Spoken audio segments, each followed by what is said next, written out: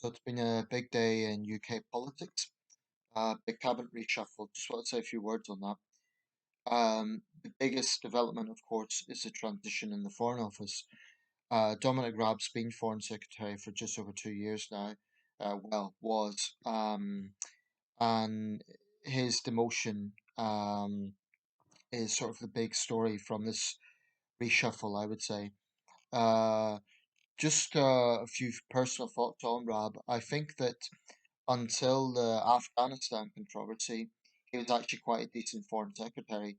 The reason I say that is because I think he was quite assertive on issues like China, and I think he was quite tough on those areas. At the time of the holiday fiasco that Keir Starmer and others were attacking him for, I sort of played the devil's advocate a bit. I said maybe that was a bit of party politics. Looking back, I don't entirely change my position in that. I think there was still a little bit of party politics going on, but but looking back, I think that Rab did make a big mistake there. He should have listened to his advisors, not taken that 10-day holiday. Apparently, they told him beforehand, so it's not like things developed out of the blue. They did tell him that it wouldn't be a good idea. Um, I still don't think it was a case of he was simply lounging on the beach whilst, desperate people were trying to get out of the airport. I suspect probably he was in communication with subordinates. The problem is it wasn't entirely the right communication. He was delegating responsibilities to others. So I don't think he could have survived that position. I'm not at all surprised that he has left that office. However, an interesting thing, and I wonder will the press cover this tomorrow, is that it's arguably one of the most successful demotions in recent cabinet history. The reason I say that is because he's went from Foreign Office to Justice, which is a demotion, but and Justice is a difficult department, but he remains de facto Deputy Prime Minister. Now, this to me indicates Boris Johnson wants him close. So is it a demotion? Technically, yes, but I would say Dominic Raab won't be a very unhappy man tonight because he's still got the courtesy title of Deputy Prime Minister. In this country, that's not a formal office, it's sort of at the discretion of the Premier. So, yeah, I would say under the circumstances, Raab has done okay and he should consider himself lucky, really. So, his replacement, Liz Truss, um, the MP for Southwest Norfolk, I believe. Just double check that. Um, Yeah, Southwest Norfolk. She's been quite a prominent cabinet figure for some time now. She's held numerous posts. Um, she was Chief Secretary to the Treasury, Minister for Women and Equalities, Secretary of State for International Trade, and President of the Board of Trade. Now, when the reshuffle was going on earlier, I was sort of following developments on and off. I was actually looking at the news screen in the gym when I was on the treadmill. So I was looking at the developments. Um, and I have to say that promotion makes total sense because I think she left the mark as trade secretary. She shored up trade deals with Japan and other countries. So I would say she was a strong trade secretary. And so this promotion makes absolute sense. Just as a footnote, she's the first woman foreign secretary since Margaret Beckett some 14 years ago. So I'm sure there'll be some coverage of that. Um, and now it gives us the front bench: Boris Johnson, Rishi Sunak, Liz Truss, and Priti Patel. Just briefly touch on some of the other developments, other casualties, so to speak, of the reshuffle. Robert Jenrick, Robert Buckland, the respective, I believe, Community Secretary and Justice Secretary. Um, I was just reading from a newspaper article there, but I've lost a page now. Just bear with me. I took a picture of my camera for the purpose of this video. Um, so let's see. We have Michael Gove becomes the new housing secretary. That man seems to always been cabinet. Unless I'm mistaken, he's the longest serving cabinet member of any description. He always seems to survive. Nadhim Zahawi has been put into position as new education secretary, replacing Gavin Williamson. That was another big development. Williamson, of course, one of the most colourful members of cabinet, I guess. He used to keep that tarantula on his desk and was known for his sometimes quirky comments. Um, so Nadim Sahawi, probably not a household name, but rewarded for his role in the vaccine. So that seems fair enough. Nadine Doris, new culture secretary. Buckland and Jenrick are out. Um, yeah, but some of today's developments. I want to focus on the Foreign Office because I find it interesting. It's a very important office. The big thing, of course, right now at this exact moment is Afghanistan. And I would say Liz Truss's main task is ensuring that British citizens get out, and those who haven't got out, that she has to be working absolutely on that. There's going to be some overlap with the Home Office.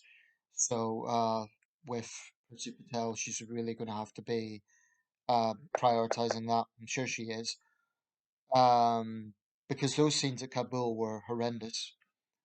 I also think that she needs to do what she can, again in conjunction with the Home Office, to take away bureaucracy and red tape for Afghan interpreters who risk their lives for this country.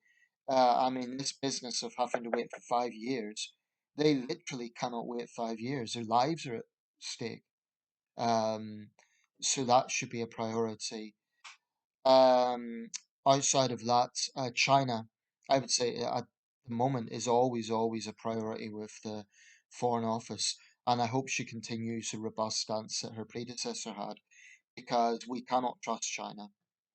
China's behavior, it's bullying, its arrogant attempts to bribe, to blackmail, to threaten ourselves and our allies is absolutely unacceptable. Um, I read the other day that the new Chinese ambassador was declined an invitation, or rather his invitation to speak at Parliament or to attend Parliament rather was rescinded. That's good. That should have been the situation in the first place. Apparently, he was invited to the All China group, and backbenchers complained about this. This is a new guy replacing the controversial. I was going to say, yeah, his name temporarily eludes me, but very outspoken character. His predecessor, unusually for a Chinese politician, done a lot of interviews. But that's a major priority, I would say. If you just bear with me a second, I'm going to get that story up. I take pictures on my camera in preparation for these sort of videos. It's been a while since there's been a big reshuffle. I don't think. I was going to say Boris Johnson doesn't like doing it, but I don't think any prime minister does. Unless there's someone who's really a thorn in their side that they want to get rid of. Um, so yeah, just on the story about China, just bear with me.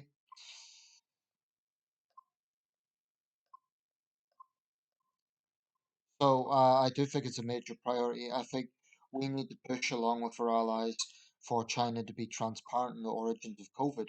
It's not about revenge. It's about understanding how this thing began in order that we don't repeat it. Yeah, China's ambassador Jiang Seguang banned from UK Parliament. Well, Beijing is kicking up a stink about this. They call it a cowardly and despicable decision. What's cowardly and despicable is threatening a country, our ally Australia, threatening to destroy their wine industry because they asked for an independent inquiry into COVID. They didn't even name China. That's cowardly and despicable. What's cowardly and despicable is blackmailing German diplomats in exchange for giving Germany PPE. I could give a very long list of what's cowardly and despicable when it comes to these thugs in Beijing. I can't stand them. But um, in terms of the political role here, I think that should be a major priority of Liz Truss. She's going to have to be tough. So far, I think she's shown her grit. She's going to have to be tough. She's going to have to stand up to the Chinese. And yeah, I personally believe that when they come out with these sort of jingoistic threats and rants, we have to respond in kind. I'm not saying we have to be jingoistic, but we have to be equally robust and vocal. We cannot keep doing this British thing of understatement, like we're disappointed in the response. That's a real British habit, and we need to be a bit more blunt, quite frankly.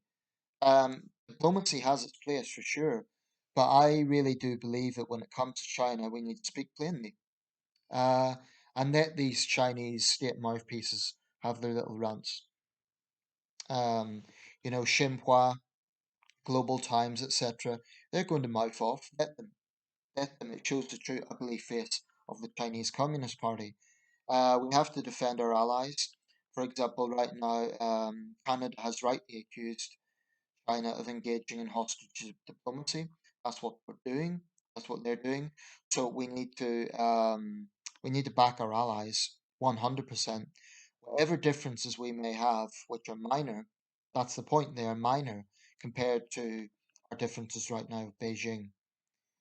I'm not suggesting we cut off trade 100% or we cut off links 100%. There will be some areas we will need to work with China on, for example, climate change, and there may be some intelligence situations or there may be some trade situations that we will have to work with them on.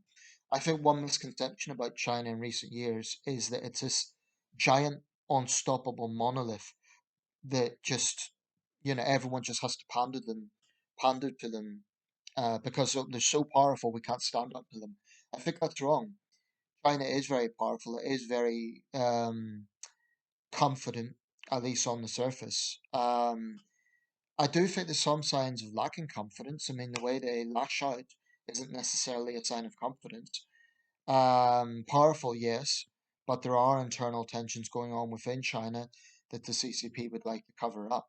Um, and also, as Lithuania shows, if a small country like Lithuania, with a population of what, 3 million, if they can stand up to China, what I'm referring to is the fact that there was going to be a regional summit of Baltic states, and China pretty much demanded that they had senior representation at these summits. Lithuania sent a middle level minister as a rebuke to China that we're not going to be pushed around. I say, well done, Lithuania. So, if a country like Lithuania can stand up to China, bigger countries like Britain and Italy and Germany have no excuse. Um, Collectively, we can. At the last G7, I was very concerned about how Germany and Italy toned down the rhetoric. We shouldn't be toning down the rhetoric. Um, let's not forget this global pandemic. We shouldn't lose sight of this. This global pandemic. Um, was it caused by China? Not necessarily, but I do believe it spread by China's attitude, the Chinese government's attitude. Instead of acting immediately, they punished the doctors in those first few critical weeks. That meant that a localized epidemic became a worldwide pandemic. And ever since they have, threatened people, they have not been transparent. They've put up barriers to the World Health Organization. They have a media that's entirely controlled by the Communist Party. So, any outside observers don't have a chance of fair say. Um, all these things are going on right now, and I do believe that when it comes to China, there are some analogies at least with the 1930s, and it's sinister. So Liz Truss, is in a very, very demanding position here. So I really wish her well. Um, and I'll leave it there. That's today's big cabinet reshuffle. Let me know your thoughts. Probably there's a few names there I've overlooked. I believe Oliver Bowden has also been he's been reshuffled. I don't know which position. He was the culture secretary. But the big one, of course, is from Raab to Truss in the Foreign Office. The demotion of Gavin Williamson. Yeah, they're probably the big stories from today. Incidentally, Foreign Office is always other issues going on. Tigray is a pressing issue. I'll just close with this. Um, Post Brexit trade, vaccine, dependence, or rather vaccine, whether or not we give vaccines to other countries, to what extent. These are all questions for the Foreign Office. Um, so those are all things that Liz Truss will have to address. I wish her well. Russia. We always need to be assertive with Russia.